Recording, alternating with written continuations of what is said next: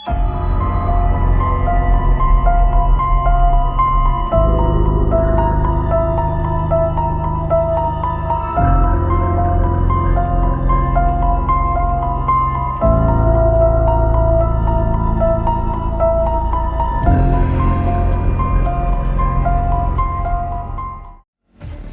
satu sungai di kawasan hulu yang selama bertahun-tahun menyimpan cerita tentang manusia yang hilang di dalam derasnya arus. Namanya Aek Bilah. Bagi masyarakat yang tinggal di sekitarnya, sungai ini bukanlah sesuatu yang asing. Mereka mengenal jalur-jalurnya, mengenal lubuknya, bahkan mengetahui bagian tertentu yang masih bisa dilalui dengan berenang. Tetapi di balik pengetahuan itu, tersimpan sebuah cerita yang terus diwariskan. Jika seseorang jatuh ke Aek Bilah, belum tentu ia akan ditemukan. Apakah itu hanya cerita masyarakat? Ataukah memang ada sesuatu pada karakter sungai ini yang membuat pencarian korban menjadi sangat sulit? Untuk menjawabnya, kita mulai dari peristiwa yang sudah masuk dalam pemberitaan. Pada tahun 2019, terjadi sebuah peristiwa di kawasan Garoga. Dua perempuan, Yumi Pasaribu dan Dewi Rinawati Siregar, jatuh ke Sungai Bilah atau Aek Bilah. Tim pencarian kemudian melakukan penyisiran untuk menemukan keduanya.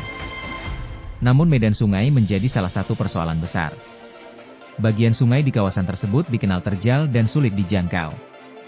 Pencarian bahkan dilakukan dengan menyisir ke arah hilir. Namun dalam pemberitaan yang berhasil kita telusuri, kedua korban tersebut tidak berhasil ditemukan. Dua orang masuk ke dalam sungai. Pencarian dilakukan. Tetapi keberadaan mereka setelah itu tidak diketahui. Dan ini bukan satu-satunya kejadian.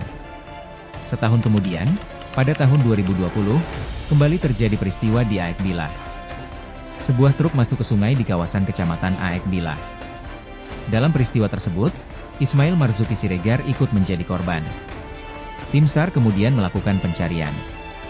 Pencarian berlangsung selama beberapa hari. Namun korban tidak berhasil ditemukan. Kembali muncul pertanyaan yang sama. Jika seseorang masuk ke Aek Bilah, kemana tubuhnya pergi? Apakah terbawa jauh oleh arus?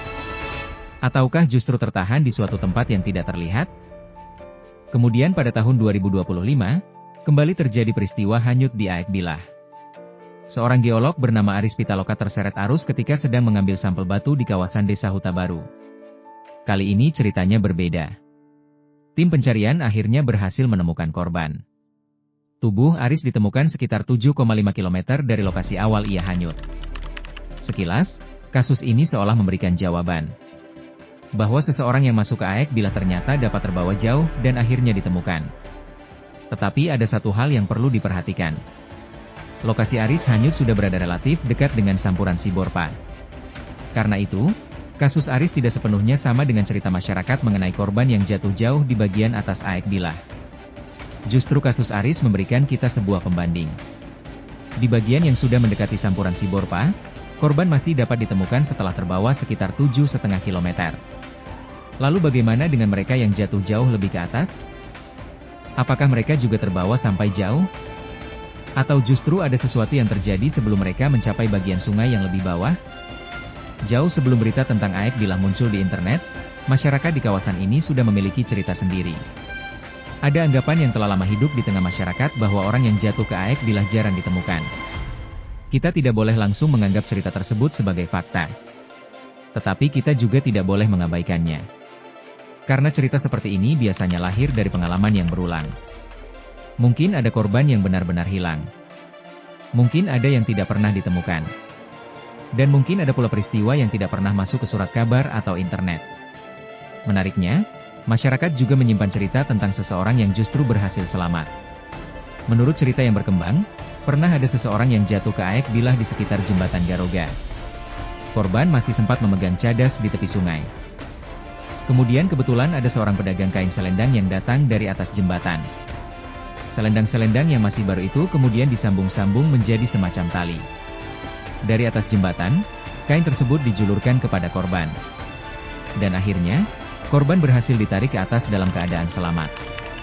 Kisah ini belum kita temukan dalam dokumentasi tertulis, sehingga untuk sementara kita menempatkannya sebagai cerita masyarakat. Tetapi cerita tersebut memberikan satu gambaran penting. Aek Bilah tidak selalu berarti kematian. Ada orang yang mampu bertahan. Ada yang berhasil diselamatkan. Namun ada pula yang setelah masuk ke sungai, tidak pernah ditemukan. Lalu apa yang membuat perbedaannya? Mungkin jawabannya ada pada arus. Masyarakat yang sudah lama hidup di sekitar Aek Bila mengetahui bahwa tidak semua bagian sungai memiliki karakter yang sama. Ada jalur-jalur tertentu yang masih bisa dilalui dengan berenang. Tetapi jalur itu biasanya hanya diketahui oleh orang yang sudah mengenal sungai. Pengalaman salah seorang warga yang pernah berenang di Aek Bila Garoga menunjukkan sesuatu yang menarik. Dari pinggir sungai, sebuah jalur sempit terlihat seolah mudah diseberangi. Namun ketika masuk ke dalam air, perkiraan itu ternyata salah. Arus terasa seperti menggulung sepanjang jalur tersebut. Bukan sekadar mendorong lurus ke hilir. Gerakan air membuat perenang sulit mempertahankan posisi dan sulit memotong arus dari satu sisi ke sisi lainnya.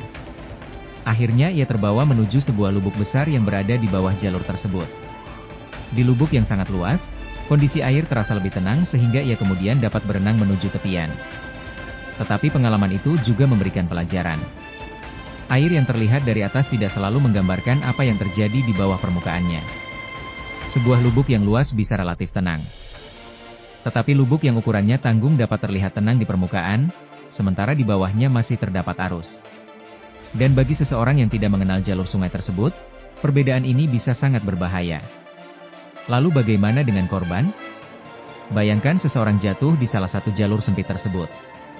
Ia belum tentu langsung mencapai lubuk luas. Ia terlebih dahulu menghadapi arus yang kuat. Tubuhnya bisa terbawa sepanjang jalur. Dan di sepanjang jalur itu terdapat batu, cadas, atau dinding sungai. Jika terjadi benturan dan korban kehilangan tenaga, mengalami cedera, atau kehilangan kesadaran, maka kemampuan untuk berenang dan mengendalikan arah tubuh akan hilang. Pada saat itu, aruslah yang menentukan kemana tubuh bergerak. Korban mungkin tidak sempat mencapai lubuk luas. Ia mungkin tertahan di bagian tertentu. Bisa saja terdapat celah batu, rongga cadas, kayu yang tersangkut, atau bagian dasar sungai yang tidak terlihat dari permukaan. Dan jika tubuh berada di bawah permukaan, pencarian dari atas tentu menjadi jauh lebih sulit. Mungkin sebagian korban Aek Bila Hulu tidak selalu hilang karena terbawa sangat jauh ke hilir. Mungkin mereka justru tidak pernah keluar dari zona sungai tempat mereka pertama kali jatuh. Dan disinilah cerita lama masyarakat menjadi semakin menarik. Mereka menyebut Aek Bila sebagai sungai yang terkadang memakan korbannya. Sebagian bahkan menganggap tempat-tempat tertentu di sungai ini memiliki unsur yang tidak biasa. Angker. Namun di balik kepercayaan itu, ada satu kenyataan yang tidak bisa diabaikan. Aek Bila Hulu memiliki jalur-jalur tertentu yang arusnya tidak mudah dibaca dari permukaan. Ada air yang tampak tenang tetapi masih menyimpan arus di bawahnya. Ada jalur sempit yang justru memiliki kekuatan arus yang sulit diperkirakan. Dan ada bagian sungai yang mungkin menyimpan batu, cadas, celah, maupun rongga yang tidak terlihat oleh mata. Mungkin karena itulah, bagi masyarakat yang telah mengenalnya selama bertahun-tahun, Aek Bila bukanlah sungai yang bisa diperlakukan sembarangan. Ada jalur yang mereka tahu. Ada jalur yang mereka hindari. Ada lubuk yang mereka kenal. Dan ada bagian sungai yang menyimpan cerita tentang orang-orang yang masuk ke dalamnya, tetapi tidak pernah kembali. Pada akhirnya, misteri Aek Bila Hulu bukan hanya tentang apakah sungai ini angker atau tidak. Misterinya justru terletak pada sesuatu yang jauh lebih nyata. Ketika seseorang jatuh ke dalam arusnya, apakah tubuhnya benar-benar terbawa jauh ke hilir? Ataukah ada bagian tertentu dari Aek Bila Hulu yang mampu menahannya di bawah permukaan, jauh dari pandangan manusia? Pertanyaan itulah yang masih tersisa. Dan mungkin, selama bagian-bagian terdalam Aek Bila belum benar-benar diketahui, cerita tentang korban yang hilang akan terus hidup di tengah masyarakat.